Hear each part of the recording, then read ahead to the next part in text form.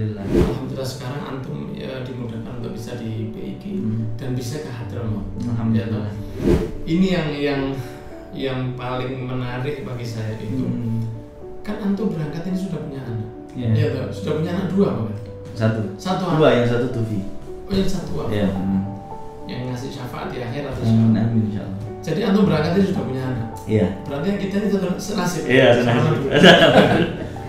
Kira-kira gimana? Apa yang kira-kira membuat antum itu mau meninggalkan istri, anak, rutinan antum, pondok yang ratusan muridnya untuk tambah menimba ilmu di negeri 1000 wali? Itu kira-kira motivasinya ya Ustaz?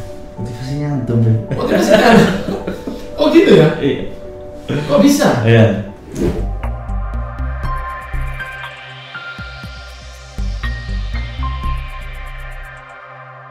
Antum ini kasarnya tidak pernah mondok secara seperti kita yang mondok bertahun-tahun di pondoknya yang lain. Jadi antum menghabiskan waktu antum di pondok sama pondok sendiri. Itu kalau di dalam ilmu perpondokan itu sebenarnya agak sulit, Iya. agak sulit ya. Tapi Allah memudahkan antum. Alhamdulillah sekarang antum ya, dimudahkan untuk bisa di PIG dan bisa ke Hadramaut. Alhamdulillah. Ini yang paling menarik bagi saya itu kan antum berangkat ini sudah punya anak. Ya toh, sudah punya anak dua apa? Satu dua, yang satu Tufi. Oh yang satu apa? Iya. Yang ngasih syafaat di akhir atau Amin insyaallah. Jadi antum berangkat ini sudah punya anak. Iya. Berarti yang kita ini senasib. Iya, senasib. Ya ini yang karena Anda juga merasakan pernah senasib seperjuangan dengan Ustadz Abdul Murtanto ini, karena kita berangkatnya itu setelah punya anak. Anda pernah merasakan yang seperti itu? Kalau Anda secara singkat dulu itu, Anda itu sebenarnya cuma pengen ziarah ya, karena di Yaman kan rata-rata habaib di Indonesia ini sekitar 20-an kakeknya ke atas sebelum ke Nabi itu kan rata-rata tinggalnya di Tarim atau di kota atau di negeri Yaman. Maka saya tuh pengen untuk napak-tilasi kakek-kakek saya yang ada di sana, baik kepada keluarga yang masih ada 2 rumah di sana, 2 rumah yang menjadi keluarga saya, dan alhamdulillah saya ziarah mereka dan sampai sekarang pun mereka masih diberi kesehatan oleh Allah. Saya berangkat niat untuk ke sana, anak saya sudah 2 waktu itu alhamdulillah. Dan seperti antum ya, waktu itu majelis sudah banyak di sini. Allah sudah mudahkan seperti itu. Kemudian berangkat dan niatnya mau 3 bulan awalnya. Kemudian subhanallah Allah beri rasa senang di sana dan akhirnya tambah setiap bulan hingga 14 bulan. Ya toh, 14 bulan yang bagi kita itu bisa jadi seperti 14 tahun. Karena selain jauh dari keluarga juga adaptasi yang lebih berat daripada jomblo-jomblo yang anak santri sekarang ini. Jadi jangan macam-macam lah kita ini dulu berangkat dalam keadaan yang beratnya luar biasa. Kalau sekarang anak yang berangkat mondok itu mungkin mereka meninggalkan handphone mereka dan orang tua mereka. Kalau kita ini ada anak, dan waktu anak berangkat malam itu ke Tarim, itu anak saya yang nomor 2 Ahmad Anis itu waktu itu usia 1,5 bulan atau 2 bulan lah. Waktu saya mau berangkat itu dia baru pertama bisa kalau kita godain dia itu baru bisa senyum, baru bisa ngerespon. Jadi saya mau berangkat tuh tambah berat lagi. Nah, kalau ibu saya itu memang tidak basa-basi ya. Enggak seperti nangis-nangis atau gimana. Kalau istri saya alhamdulillah nangis, berarti saya lumayan lah tercintai gitu. Tapi kalau ibu saya itu ketemu saya di tangga ini kemudian mengatakan, "Wis, saya doakan kamu lancar. Insyaallah enggak sampai lama kamu sudah pulang lagi." Saya tadi gini banget ibu anaknya. Enggak ada seperti pelukan atau enggak, biasa harus berangkat cepat pulang. Tapi kalau istri masih dan itu diantara yang membuat anak sampai berat. Tapi di situ anak cuma 14 bulan ya. Dan di kota Tarim. Lah antum ini agak spesial. Karena antum 2 tahun dan di Mukalla. Ya toh, tempat yang masih sering terjadi konflik. Ya toh, tempat yang saya waktu ke sana pernah silaturahmi jalan-jalan ke kota Mukalla. Kota Mukalla bagus sekali ya dibanding kota Tarim. Tapi dikatakan oleh beberapa teman bahwa beberapa hari yang lalu ada tembak-tembakan sih. Nah sekarang kira-kira gimana? Apa yang kira-kira membuat antum itu mau meninggalkan istri, anak, rutinan antum, pondok yang ratusan muridnya, untuk tambah menimba ilmu di negeri 1000 wali? Itu kira-kira motivasinya ya Ustaz? Motivasinya antum. Motivasinya oh gitu ya? Iya. Kok bisa? Iya. Jadi istilahnya yang memantapkan berarti saya bisa memberi motivasi pada orang lain. Motivator andal. Jadi kalau rentetannya itu sebetulnya jauh sebelum itu ya, namanya usia pingin berangkat usia. Saya waktu kalau mendengar kata hadroh dan tarim itu waktu masih satu kamar sama Habaib Maula Dawila ini, khususnya Habib Abdul Qadir bin Ahmad Maula Dawila. Nah, mereka sering cerita-cerita tentang tarim Hadramut. Waktu itu Habib Al-Bagir, Muhammad Al-Bagir kan, Masya Allah sering cerita-cerita begitu disampaikan kepada kita di kamar. Jadi sudah ada itu di benak saya, nama itu familiar, Hadramut Tarim. Bahkan Darul Mustafa itu sudah kita dengar, kemudian Rubat Tarim kita dengar, dan satu universitas. Malah yang universitas ini namanya saya tidak familiar, cuma ingat ada satu kampus di Tarim, cuma begitu saja waktu itu. Terus ada tahun 99 saya mau masuk ke SMA. Itu agak mulahbat pada waktu itu, agak laap ya, main, tidak ngaji itu. Walhasil ringkasnya sama kakek saya sudah mulai usia mencari jati diri katanya, alasannya gitu. Katanya, Abah, kamu tidak cocok kalau dua-duanya, sekolah sama mondok kamu tidak cocok. Kalau kamu mau sekolah saja, mondok saja. Kalau kamu mau mondok, kamu tetap tinggal sama Abah, semuanya akan Abah urusi, akan Abah penuhi semua keinginanmu, dan bahkan kamu akan Abah maturkan kepada Sayyid Muhammad bin Alawi Al-Maliki untuk mondok di sana. Awalnya ke Mekah rencana. Nah, terus tapi kalau kamu tidak mau mondok, kamu mau sekolah, kamu pulang mau ke orang tuamu. Anak mulai kecil memang ikut kakek. Kamu pulang ke orang tuamu di Malang. Sudah. Waktu itu saya masih mikir kartu teman main, waduh di pondok lebih enak di luar. Apalagi teman-teman banyak. Akhirnya saya milih sekolah umum. Oh gitu. Saya sekolah aja, saya mau sekolah ikut orang tua saya. Saya manggil papa sama mama, ikut papa sama mama. Gitu. Sudah, beliau agak kecewa, tapi ya sudah. Itu subhanallah setiap ketemu saya sampai 2009, itu mulai 99 sampai 2009 itu selalu nanyakan gimana, sudah mau ngaji, dalam artian sudah mau betul-betul ngaji. Setiap ketemu 10 tahun 2009. Berarti lama banget itu. Lama banget. Anak tidak mau ngaji, tidak mau mondok dan lain sebagainya. Tapi jangan ditiru di rumahnya, don't try this. Karena tidak semua berakhir dengan seperti beliau.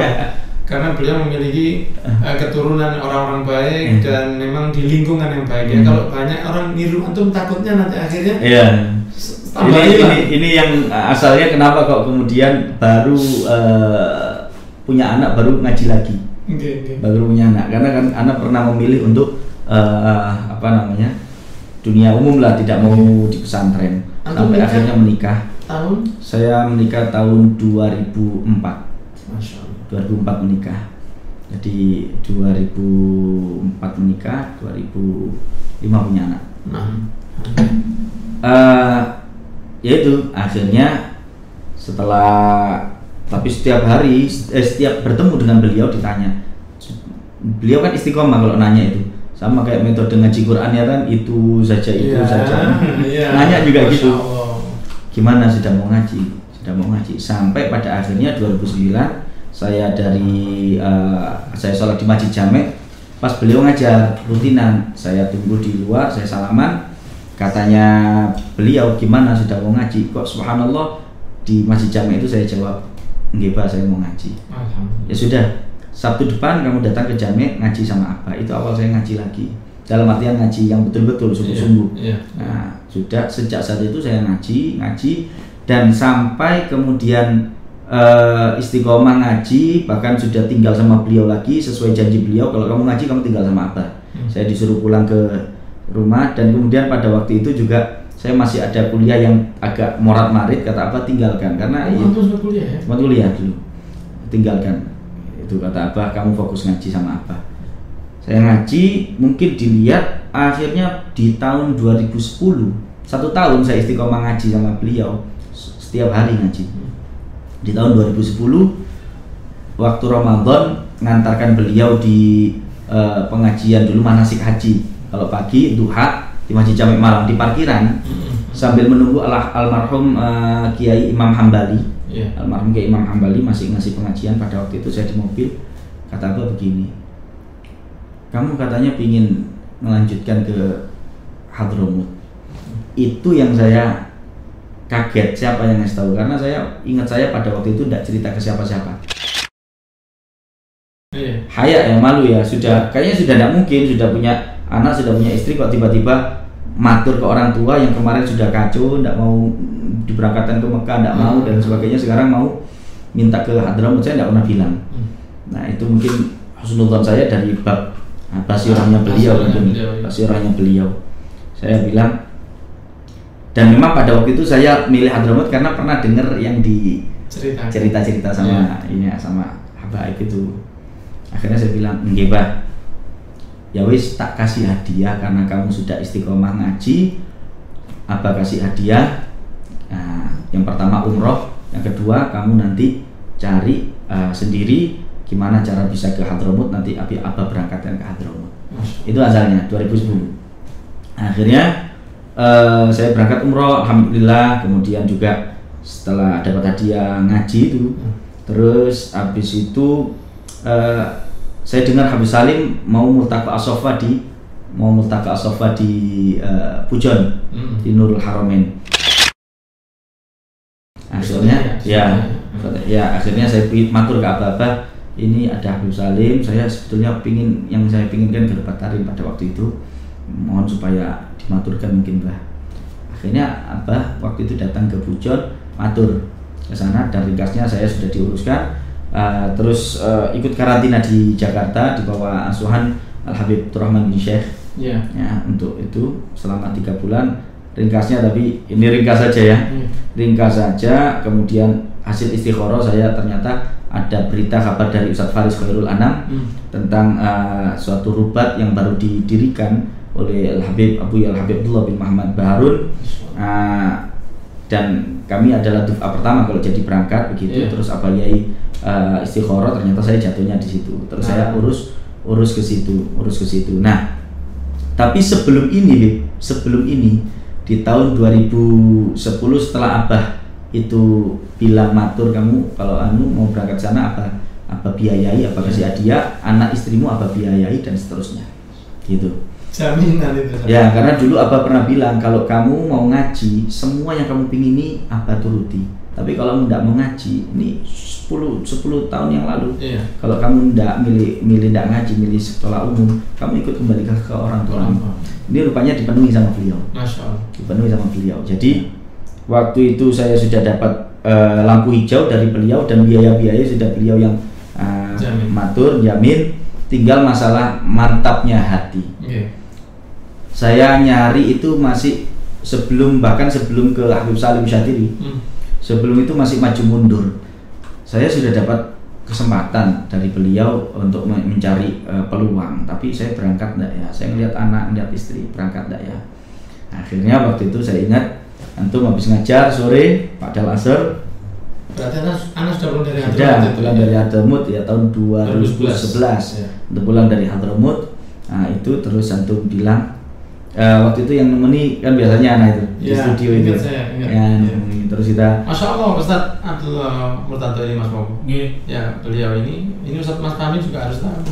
Di antaranya saya dulu setiap ngajar di PIG, pulang selalu dihadang oleh beliau. Pulang selalu disambut oleh beliau, dan itu waktu itu beliau tidak sesubur sekarang. Masih agak kurus. Masih bagusan saya badannya dan beliau kayaknya. Waktu itu saya ingat, dan itu yang mungkin saya belum pernah nyampaikan terima kasih Ustaz Jazakallahu khair. Itu yang sangat membuat saya semakin respect ke antum, karena saya setelah ngajar di PIK saya turun selalu mendapati beliau di bawah nunggu saya. Ya, sampai bertahun-tahun, padahal beliau lebih alim dari saya. Monggo Ustaz, akhirnya kita ngobrol gimana waktu itu karena saya cinta sekali sama Allah. Iya Ustaz. Alhamdulillah Ustaz ya. Insyaallah dunia akhirat. Amin. Waktu itu ana dengar dari antum, kalau antum menjelaskan waktu itu pengajiannya, ana ingat sebelum ana dapat motivasi dari beliau, pas itu nerangkan tentang qasidah yang bunyinya man kalamatul ghazalah. Nah, itu antum cerita tentang itu di anak-anak. Terus tingkatnya lagi makan soto kita tuh ya. Makan soto di studio tempatnya kamarnya Abah. Beberapa tempat masih triplek dulu. Iya, masih triplek ya. Makan berdua, terus saya tanya kepada antum, Habib, ini sama jadi mau dibolehkan dan dibiayai berangkat ke Hadramut. Tapi ini sudah zuhud. Antum kan posisinya dulu berangkat sudah zuhud. Ya Habib, antum masih motivasi. Waktu itu antum bilang berangkat tuh saat majalis mawalid, insya Allah khair di sana. Anda bilang gitu ya? Bilang gitu. Aku wis tua, jadi aku lali ngomongnya. Mawalid majalis antum berangkat toh. Itu anak langsung kemudian mantep. Bismillah. Berangkat sudah. Karena ya apa yang qad araf mandab. Nah, iya, antum khalas sudah waktu. Antum dapat kabar dari orang yang sudah ngicipi ke sana, katanya beliau kan ya, orang sudah tahu, yang sudah mencicipi itu sudah tahu rasanya. Oh sudah, Abi Muhammad bilang di sana berangkat toh, sudah anak berangkat. Itu yang membuat anak kemudian nyari itu. Anak masih ingat betul karena itu memang krusial itu. Iya. Krusial, butuh dorongan betul orang yang memang saya percaya ini sudah pernah merasakan. Iya. Nah itu antum kan. Masya Allah. Akhirnya berangkat setelah itu berapa lama antum berangkat ke? Anak berangkat program itu 2 tahun. 2 tahun. Nah, rencana programnya berupa alawiyah. Terus setelah 2 tahun saya dikumpulkan sama kita doa pertama itu selesai program. Apa yang akan kalian lanjutkan, pulang ke rumah atau lanjut? Waktu itu saya memilih lanjut. Saya mau lanjut, Habib. Jadi kurang lebih hampir 3 tahun saya di sana. 3 tahun? Hampir 3 tahun. Itu Ustaz, Ustaz ya. 3 tahun itu gimana cara kontak ke keluarga? Karena waktu anak di sana kita kontak susah sekali. Kita bisa kontaknya itu, tapi kita boleh pakai handphone waktu itu. Ya, baktana beruntung kita di Mukalla dari sisi ini. Oh, gitu. Karena ada dekat dengan ada dekat dengan internet cukup banyak daripada di Tarim. Betul, Mukalla lebih maju. Terus kita pakai Skype ya dulu. Iya. Ada Skype. Dan subhanallah memang keistimewaan kota Tarim itu ini beberapa orang tidak mesti tahu rasanya, karena ini hanya dirasakan oleh orang yang sudah nikah dan baru berangkat. Ya, tapi dan kita kan laki-laki normal, ya, atau kita kan normal ya, dan pasti setiap orang yang sudah menikah itu normal kalau dia ada syahwat yang tertinggal 8.000 kilo. Nah, sehingga cerita kita, karena kita sudah pernah cerita masalah ini, kita pernah curhat masalah ini juga. Subhanallah, di antara yang istimewanya kota Tarim tempat orang-orang yang mustajabud dakwah, gitu.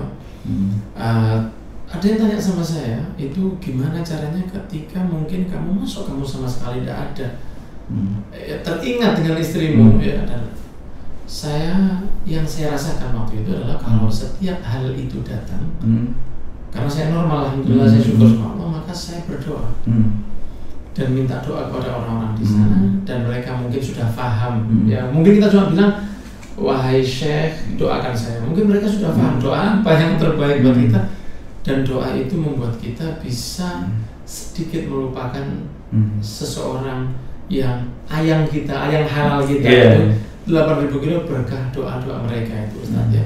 Dan sehingga 2,5 tahun mungkin atau di sana itu mungkin jadi seperti 25 tahun. 25. Karena perjuangannya bukan hanya fokus untuk cari ilmu saja, tapi tapi juga untuk melupakan yang di Indonesia.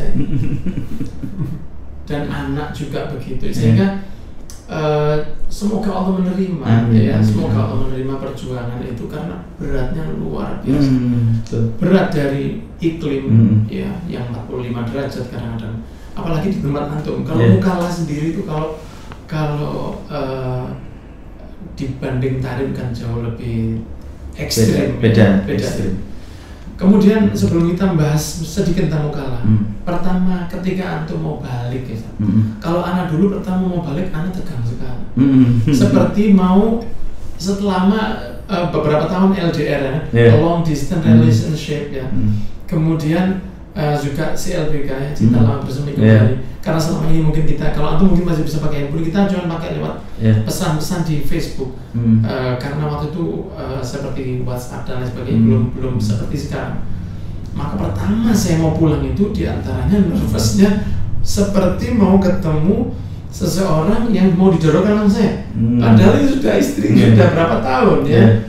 Ketemu anak saya, saya berangkat waktu itu, dia umur 2 bulan, ketika saya pulang dia tidak tahu sama saya, dan nervousnya itu yang membuat 14 bulan ke belakang itu seperti terhapus dengan pertemuan dengan istri itu.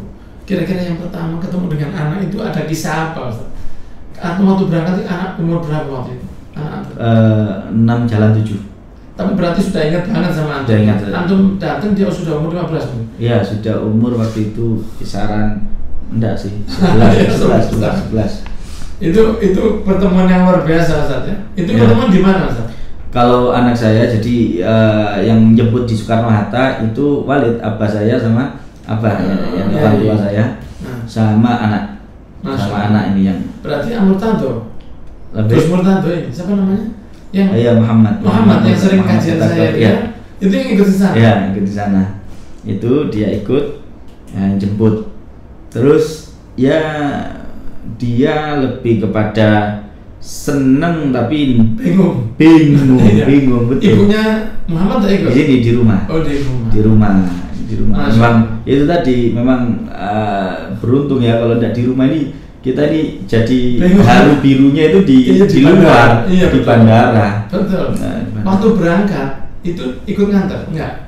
Yang ikut nganter cuma Walidah, Umi Ana ikut ke Soekarno Hatta. Benar. Ini satu ilmu yang enggak ada di kitab, Ustaz ya. Jadi bagi para pemirsa atau para teman-teman yang melihat video ini, kalau Anda dalam keadaan posisi seperti kita, atau mungkin mau belajar itu, kalau waktu mau berangkat ke Tarim, ini diantara pengalaman teman-teman, lebih baik kalau waktu berangkat orang-orang yang kita cinta itu nggak usah ikut, berangkat sendiri aja.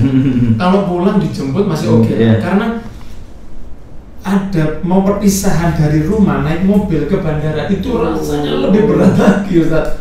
Masya Allah. Cerita gini kerasa lagi. Alhamdulillah, Ustaz. Ini sebelum kita tutup, Ustaz ya. Setelah kita dengarkan bagaimana beratnya kisah perjalanan antum 2,5 tahun di Mukalla yang masih banyak tembak-tembakan di sana, banyak perang antar suku, Ustaz ya. Kemudian bagaimana antum meninggalkan keluarga antum, meninggalkan anak antum dalam jangka waktu yang tidak sedikit, dan juga antum pernah merasakan apa yang antum rasakan ya, ketika seorang yang sudah dilabeli Ustaz berangkat, sudah punya rutinan, sudah punya santri, sudah punya pondok. Ketika antum mau pulang itu kan pasti ada rasa tekanan yang lebih ya, karena ekspektasi orang itu merasa bahwa sekarang ini kita lain dari yang kemarin ya.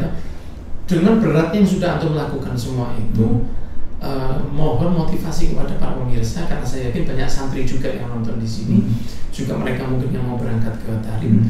Apa kira-kira motivasi yang perlu antum sampaikan kepada mereka?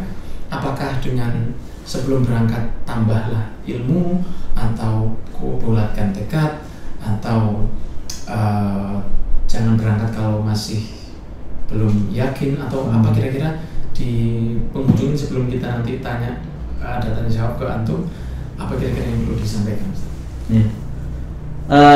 Saya dulu waktu mau berangkat itu ada di salah satu kajian, dan dulu saya aktif ngaji, juga sampai sekarang di Al-Habib Muhammad bin Idrus Al-Haddad. Nah, sebelum berangkat juga begitu, mulai dari 2009 saya ikut ngaji. Waktu itu ada di antara salah satu kajiannya ada satu hadis itu ya tentang niat ya. Tentang niat. Waktu itu sih ana cuman pokoknya cari niat yang baik begitu. Setelah berangkat kemudian nemu redaksi hadisnya itu yang itu, man fataha ala nafsihi bab niyatin hasanatin fatahallahu lahu sab'ina bab min abwabi taufik itu. Kalau buka satu niat yang baik, maka Allah Subhanahu wa taala akan membuka baginya 70 pintu taufik, kan begitu. Waktu itu ya niat itu yang ana diperkuat Ustaz. Ya, yang ana perkuat, betul-betul ana kuatkan, ana evaluasi lagi, benar gak niatnya begitu, sampai pada hari saya di aula, anak-anak santri itu pamitan, saya pamitan ke anak-anak itu, saya juga tetap bilang tolong doakan saya, niat saya punya niat yang baik. Jadi saya fokus kepada satu itu, niat yang baik itu. Dan waktu itu yang saya pilih niatnya dan saya tanamkan dalam hati adalah saya niat nyari guru. Saya niat nyari guru. Jadi diperkuat di niat itu. Karena ini beda sama anak Ustaz. Kalau anak dulu bukan niat taklim seperti antum. Ya toh. Jadi ini satu quotes ya buat teman-teman, bahwa saya dulu berangkat bukan mau ngaji Ustaz. Ya, kalau antum beda, nawaitunya beda antum. Kalau anak dulu niatnya mau napatilas keluarga. Ya toh. Lah, ini yang sangat ana syukuri bisa ketemu antum pada pertemuan kali ini. Diperkuat niat itu yang membuat antum akhirnya bertahan sampai lebih dari 2 tahun gitu kurang lebihnya. Iya, kurang lebihnya gitu. Semoga apa yang antum sampaikan ini bisa memotivasi semua teman-teman yang akan belajar. Amin. Baik yang mau belajar di pondok-pondok di Indonesia, karena pondok-pondok Indonesia ini walaupun tinggalnya di Indonesia tapi kualitasnya internasional. Kenapa saya katakan seperti itu? Karena kalau kita ke Rubat Tarim, Pak, dominan anak Indonesia.